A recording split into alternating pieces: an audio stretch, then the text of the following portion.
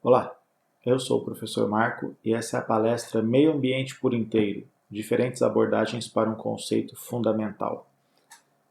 É um prazer te ter aqui na nossa palestra, nesse nosso momento de falar um pouquinho sobre meio ambiente, sobre aspectos tão fundamentais para a nossa existência, para o nosso desenvolvimento como sociedade. Primeira palestra da BioMinutos, onde a gente tem a proposta de trabalhar aí a educação para a sustentabilidade. Então, mais do que conceitos, mais do que ideias, a gente sempre tem a intenção de trabalhar os conceitos de forma aplicada, tá? Os conceitos de forma onde você veja a relação com o mundo de verdade, como eu sempre chamo, ok? Então vamos lá, sem muita enrolação, vamos apresentar os 4 pontos principais da nossa palestra. A nossa palestra está dividida em 4 pontos.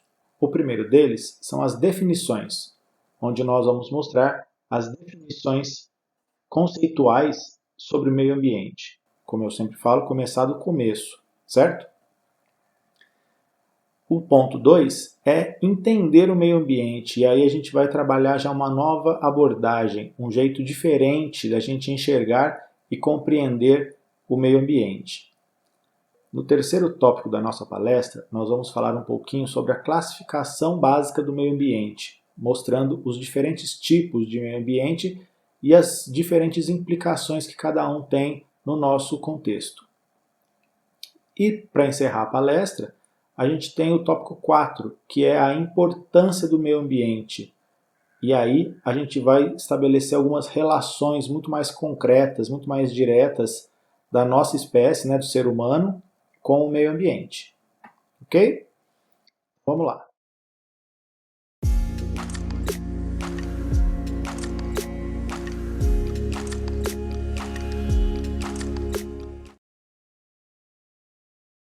No primeiro tópico da nossa palestra, nós vamos falar sobre as definições de meio ambiente. Por que isso é importante? Porque a gente só consegue atuar sobre alguma coisa se a gente sabe sobre o que nós estamos atuando ou sobre o que nós precisamos atuar, sobre onde nós precisamos fazer algum tipo de atitude ou de atividade. Então, a parte principal, o início da nossa conversa, tem que partir das definições de meio ambiente. E sendo um aspecto bem cotidiano das nossas vidas, esse conceito deveria ser bem definido para a gente, bem claro para a gente, Mas estranhamente ele não é. Muitas vezes a gente carrega conosco um conceito incompleto e dessa maneira fica difícil a gente fazer algum tipo de ação sobre alguma coisa que está conceituada de forma equivocada, certo? E apesar de ser um conceito muito cotidiano, ele não tem uma definição muito simples, uma definição muito clara, e por isso pode causar algumas confusões. Dependendo da área de atuação ou foco que você está observando, o meio ambiente pode ser definido de diferentes maneiras. E são algumas dessas maneiras que a gente vai apresentar agora, certo? A primeira definição é a definição da Conferência das Nações Unidas sobre o Meio Ambiente, realizada em 1972. Então está escrito lá, o meio ambiente é o conjunto de componentes físicos, químicos, biológicos e sociais capazes de causar efeitos diretos ou indiretos em um prazo curto ou longo sobre os seres vivos e as atividades humanas. Esta é uma das definições mais amplas de meio ambiente que existe. E é importante destacar que ela não considera apenas os componentes ambientais, os componentes naturais no meio ambiente. Ela considera como meio ambiente os componentes físicos, humanos e temporais, ou seja, o processo, acontecimentos acontecendo numa escala de tempo. E isso é bastante importante. O segundo conceito, a segunda definição, já é bem focada, do Robert Eric Ricklefs, que é um grande autor da ecologia, um grande professor e autor de renomados livros aí da área ecológica. E essa definição está no livro dele, A Economia da Natureza. Ele define meio ambiente como os arredores de um organismo, incluindo as plantas, os animais e os micróbios com os quais interage. E aqui, essa definição, ela é uma definição bem científica, porque o Rickliff, ele é um ecólogo, ele é um acadêmico. Então, a definição dele é bem específica para o meio acadêmico, para o meio científico. Mas é importante a gente destacar um aspecto interessante dessa definição. É que ele coloca no finalzinho ali as interações, os processos em que um organismo influencia o outro, tá? Então a gente já pode pensar, a gente já começa a entender meio ambiente como um componente que vai além dos aspectos físicos, plantas, animais, micro-organismos, mas também como resultados das relações entre esses organismos e entre eles com o meio físico, ar, água, solo, certo? A terceira definição é da Política Nacional do Meio Ambiente, uma lei nacional de 1981. E ela diz o seguinte, que meio ambiente é o conjunto de condições, leis, influências e interações de ordem física, química e biológica que permite, abriga e rege a vida em todas as suas formas. Como se trata de uma definição legal, é uma lei, né? Essa definição ela é muito ampla. Por quê? Porque ela precisa abarcar, ela precisa englobar a maioria das possibilidades existentes, né? E é importante que essa definição ela foca o conceito de vida, né? Como fala ali, ó, permite, abriga e rege a vida em todas as suas formas.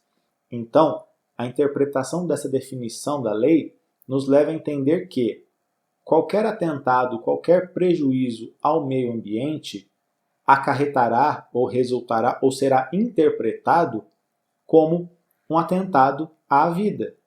E isso é bastante importante, ok? A nossa quarta definição de meio ambiente é do José Carlos Barbieri, um professor, pesquisador da área da administração. E aí a primeira coisa que você pode pensar é, mas Marco, peraí, meio ambiente na administração de empresas, né? Parece que não combina muito. A princípio, dado o nosso sistema atual, pode soar meio esquisito, pode soar meio incompatível, meio ambiente com empresa, com administração, mas não se preocupe, porque tem relação, tá? Então vamos ver a definição aí do Barbieri, que está no livro dele Gestão Ambiental e Empresarial, Conceitos, Modelos e Instrumentos. O meio ambiente fabricado ou desenvolvido pelos humanos, constituído pelas cidades, parques industriais e corredores de transporte como rodovias, ferrovias e portos. O meio ambiente domesticado, que envolve áreas agrícolas, florestas plantadas, açude, lagos artificiais, etc. O ambiente natural, por exemplo, as matas virgens e outras regiões autossustentadas, que não dependem de qualquer fluxo de energia controlado pelos humanos, como nos outros dois ambientes. E aqui na definição do Barbieri, a coisa toda já começa a ganhar um novo olhar, né? A definição da administração, como a gente está falando de administração de empresas, de um processo onde há interferência, onde há manipulação do meio ambiente, aqui no Barbieri ele já considera os ambientes modificados pelo homem ou construídos pelo homem, como as cidades, como ele fala aqui, parques industriais, áreas agrícolas, fazendas, e os ambientes naturais, florestas, desertos, lagos, rios. Então aqui o Barbieri já considera meio ambiente como as áreas artificiais, que a gente chama, ou seja, as áreas construídas pelo homem, e as áreas naturais. Também é uma importantíssima ideia para que a gente possa aplicar na questão da sustentabilidade. E aqui, a última definição que eu trago é aquela presente na ISO 14001. A ISO 14001 é um documento elaborado pela Associação Brasileira de Normas Técnicas que fornece orientações técnicas para apoiar as organizações e gerenciar as questões ambientais. Então, a ISO 14001 tem um foco, tem um objetivo de atuar nos ambientes fabris, nas fábricas, nas empresas. Vamos lá. A definição da ISO 14001 para meio ambiente é a circunvizinhança em que uma organização opera, incluindo-se ar, água, solo, recursos naturais, flora, fauna, seres humanos e suas inter-relações. O foco dessa definição, da definição da ISO 14001, é a organização, é a empresa. Por quê? Porque uma empresa ela não vai se preocupar diretamente com aspectos ecológicos, de preservação, de conservação da natureza. A empresa ou uma fábrica ela vai se preocupar com aspectos nos quais ela interfere, ela pode manipular, né? Como a água, o ar, o solo, onde ela pode retirar matéria-prima, onde ela pode jogar efluentes, né? Esgoto, enfim, um contexto de relação, como ela termina ali, inter-relações, né? Da empresa, da organização, com os ambientes naturais, físicos e humanos que constituem aquela região ou aquele ambiente, certo? Como eu falei no comecinho desse tópico, a gente tem muitas definições de meio ambiente e essa definição às vezes ela não é clara para a gente, ela não está clara para as pessoas, para as organizações. E se a gente não souber, se a gente não tiver clara essa definição, não souber do que se trata o meio ambiente, o que é o meio ambiente, percebam que pode ser bem difícil a gente ter atividades ou ações focadas, ações direcionadas para qualquer tipo de intervenção, seja na medida de resolver problemas ou evitar problemas, se a gente não sabe resolver problemas onde, evitar problemas onde, de que jeito, e aí isso vai derivando para outras questões que nós vamos falar mais adiante. Então o principal que a gente precisa compreender é que não existem definições certas ou erradas de meio ambiente, né? Existem as definições mais focadas, mais direcionadas de acordo com a minha aplicação, de acordo com a minha realidade. Por exemplo, não adianta nada eu chegar para uma empresa, se eu for realizar um trabalho de consultoria ambiental, não adianta nada eu chegar para uma empresa, ou adianta muito pouco, melhor dizendo, eu chegar numa empresa, para a direção de uma empresa, e ficar conceituando o meio ambiente de forma ecológica, de forma científica. Por quê? Porque os diretores da empresa, eles não têm esse olhar, eles têm um outro olhar. E aqui a gente não está falando de certo e errado, a gente só está falando de olhares diferentes. Tá? O diretor de uma empresa, ele não tem um olhar ecológico, um olhar científico, ele tem um olhar de acordo com leis, de acordo com resultados, e para ele, a definição de meio ambiente mais adequada poderia ser ou do Barbieri, da definição administrativa, ou até mesmo da ISO 14001. Então, a gente saber qual definição utilizar para que a gente possa alcançar as pessoas que estão nos ouvindo é muito importante. Se eu sou professor, eu estou numa escola ou com alunos do ensino fundamental, do ensino médio, eu não vou utilizar uma definição do Barbieri, uma definição muito complexa, uma definição muito ampla. Eu vou utilizar uma definição mais enxuta, mais científica, foco do ensino fundamental ou médio. Certo? Então, a gente saber aplicar as diferentes definições de acordo com o contexto que a gente está inserido é muito importante para o sucesso das nossas ações, independente quais sejam elas. Ok? Mas se a gente está buscando uma definição mais direta, uma definição mais imediata, a gente pode pensar que meio ambiente é tudo aquilo que nos rodeia, tudo aquilo que está ao nosso redor. E a gente tem que se incluir nesse contexto. A gente não pode se colocar fora dele.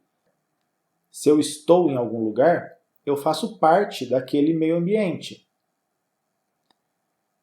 E aí eu vou trazer alguns exemplos para contextualizar de forma mais próxima da gente a importância da gente saber definir corretamente o meio ambiente ou adequadamente o meio ambiente. Para qualquer pessoa que você falar, que você perguntar, vai falar que a conservação do meio ambiente é algo muito importante, é algo fundamental, é algo necessário. 99% das pessoas vai afirmar isso, né? Que a conservação do meio ambiente é algo muito importante. Só que às vezes, a pessoa que afirma que a conservação do meio ambiente é importante, ela não atua para que a conservação se efetue. Por quê? Porque ela não sabe definir meio ambiente e ela não se inclui no meio ambiente.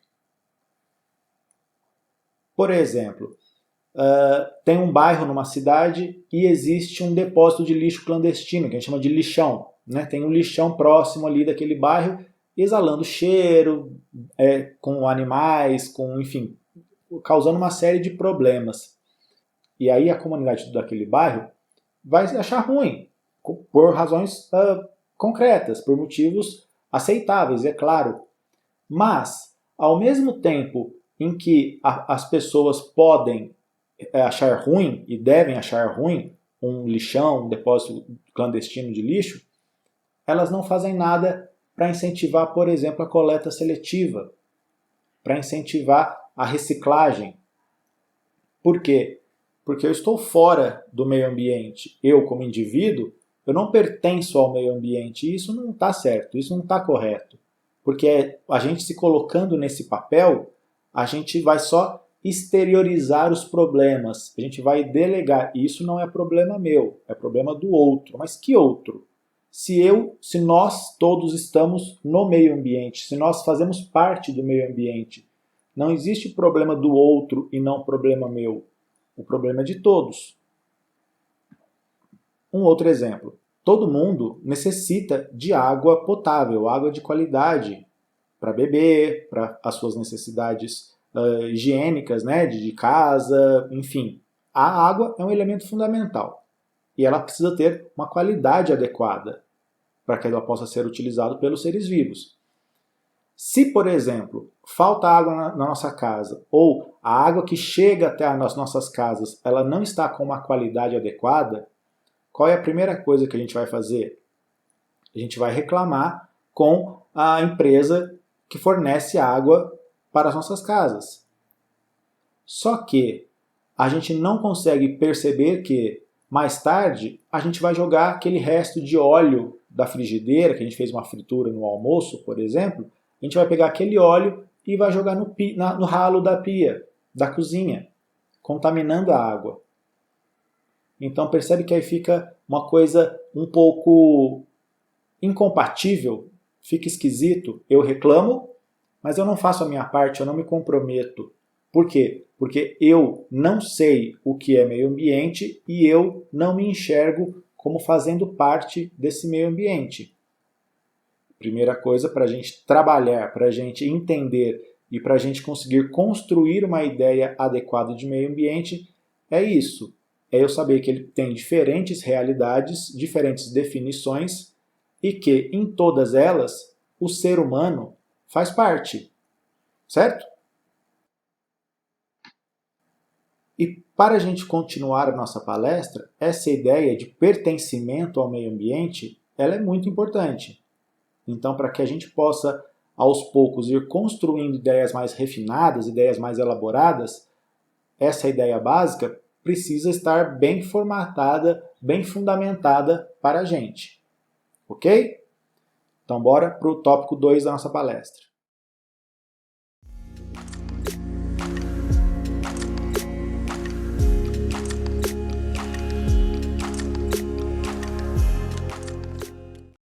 Conceituação feita. Estabelecidos os conceitos de meio ambiente, entendendo que esse conceito ele é relativo e ele deve estar relacionado ao contexto ao qual eu estou me referindo, agora a gente vai compreender um pouquinho melhor o que é o meio ambiente. Então, nesse tópico 2, entendendo o meio ambiente, né, e percebendo que o meio ambiente é uma rede de relacionamentos. E isso é muito importante para que a gente possa estabelecer logo mais as relações com a sustentabilidade. Então vamos lá? Eu quero te fazer um convite. Eu quero agora para que a gente possa fazer um pequeno exercício. Você está vendo aí essa imagem, né? Uma bela imagem. E eu vou dar aí alguns segundinhos para que você possa olhar para essa imagem e pensar. O ideal seria se a gente pudesse estar, se você pudesse me falar e eu pudesse te ouvir, né? Mas já que isso agora não é possível, eu quero que você olhe para a imagem e pense, e se você quiser anotar, anote, o que você está vendo nessa imagem?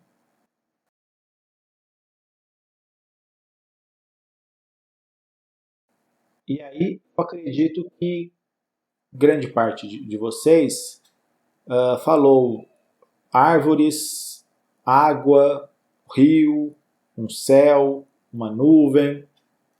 Ou seja, a gente consegue enxergar aquilo que os nossos olhos conseguem ver.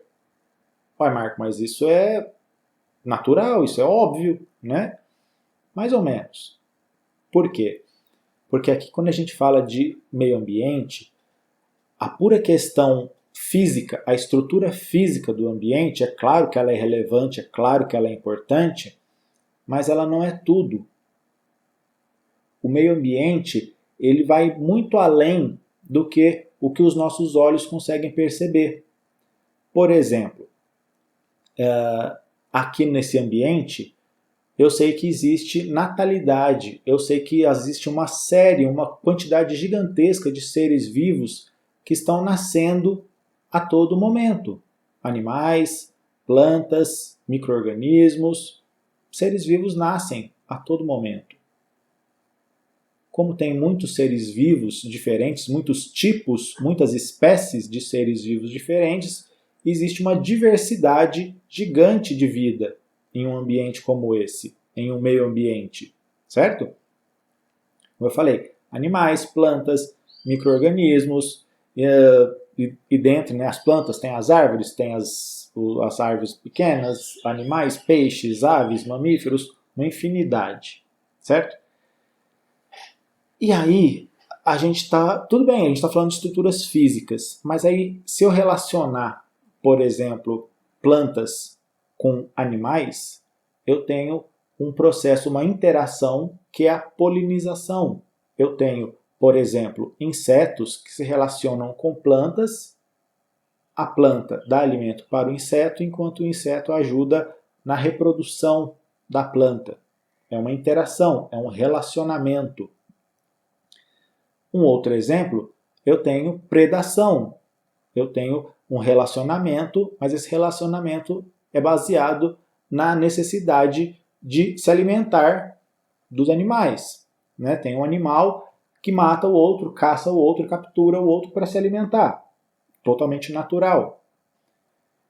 Um ambiente natural como esse, ele também tem processos migratórios. E aí, para simplificar, eu posso pensar que, num ambiente natural, sempre existem animais ou espécies chegando e espécies saindo.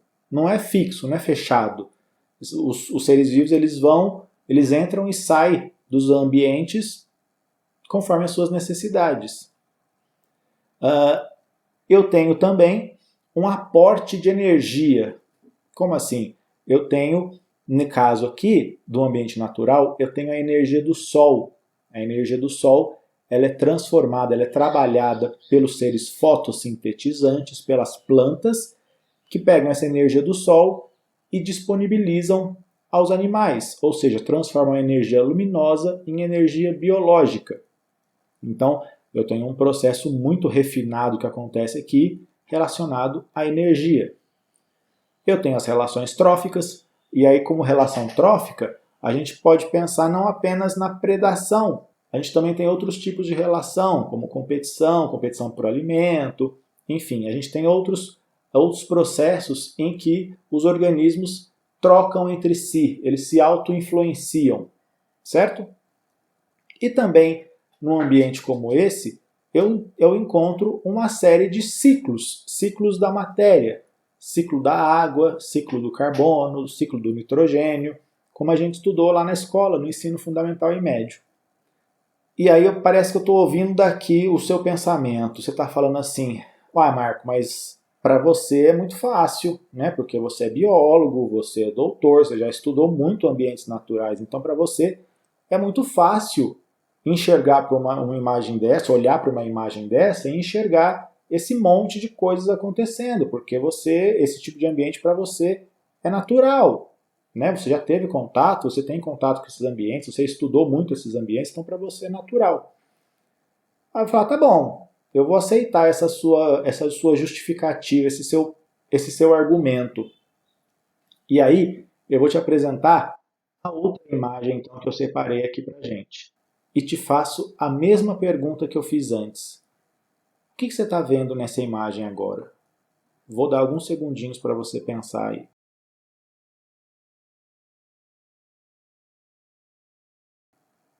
Essa imagem representa uma grande cidade, né? Uma grande cidade, um ambiente urbano, que a princípio é mais próximo de parte da população brasileira, né? E da população mundial também. Um ambiente no qual grande parte da população humana cresceu, nasceu e vive. Então, teoricamente, você consegue olhar para essa imagem e me falar o que você está vendo, né? E aí eu aposto novamente que você vai falar, Marco, eu estou vendo prédios, casas, estou vendo um rio lá no fundo, estou vendo o céu, estou vendo concreto, estou vendo vidro. E aí eu te falo a mesma coisa. Nesse ambiente existem mais coisas do que os nossos olhos conseguem ver. Por exemplo, nesse ambiente existe natalidade, ou seja, existem pessoas nascendo o tempo todo nesse ambiente, né? Indivíduos da espécie humana, principalmente, que é a espécie que mais abundante, mais numerosa nos ambientes urbanos. Em um ambiente urbano, eu também tenho diversidade, mas essa diversidade, ela não é uma diversidade biológica, como a gente viu nos ambientes naturais. Ela é uma diversidade humana. Eu tenho diferentes características nas pessoas. Diferente dos ambientes naturais, nas cidades, eu tenho impactos, eu tenho problemas ambientais, que a gente pode, para o momento, simplificar e chamar de poluição. Nos ambientes naturais eu não tenho poluição. Ambientes equilibrados eu não tenho poluição.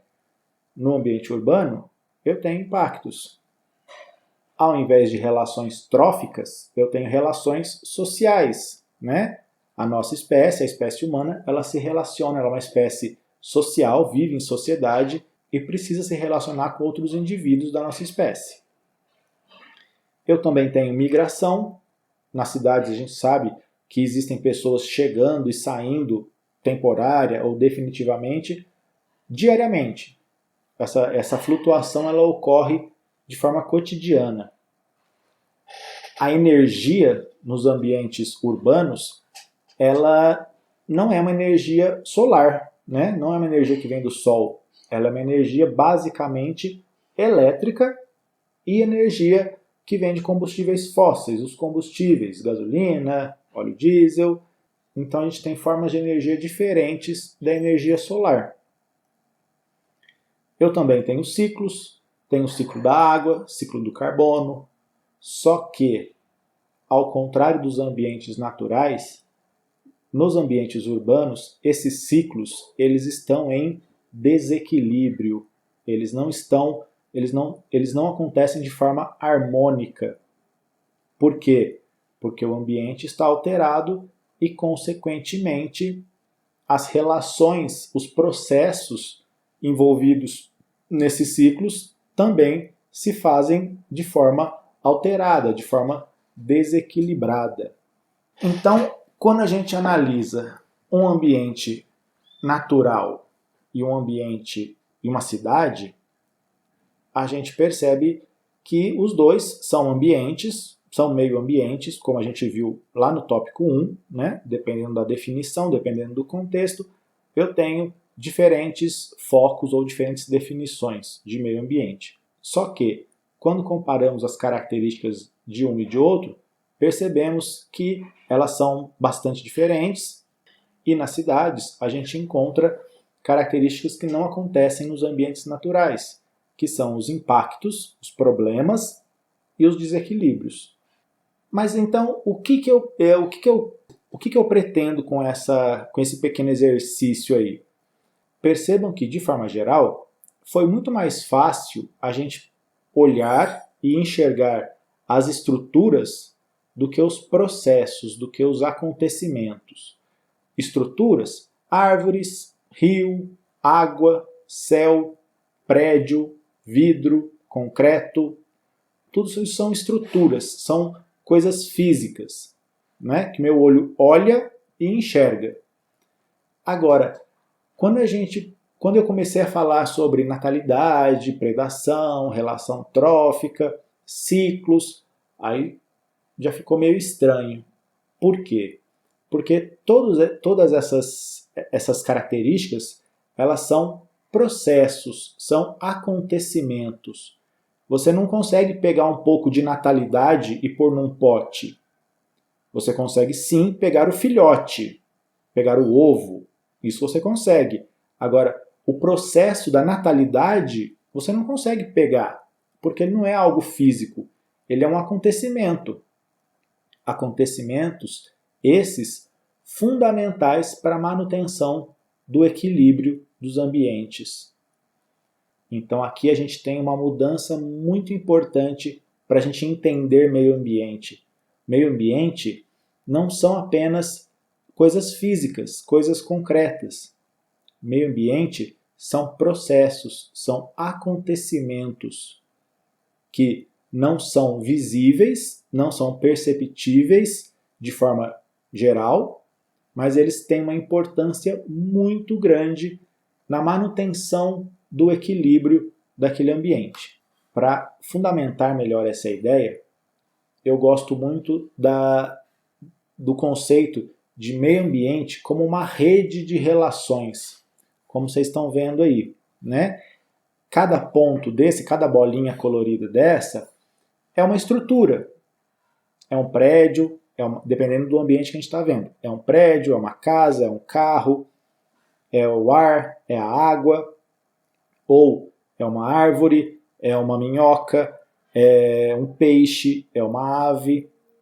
E percebam que todas as bolinhas, todas as estruturas, elas estão interrelacionadas, elas estão conectadas através desses fios pontilhados, essas linhas pontilhadas.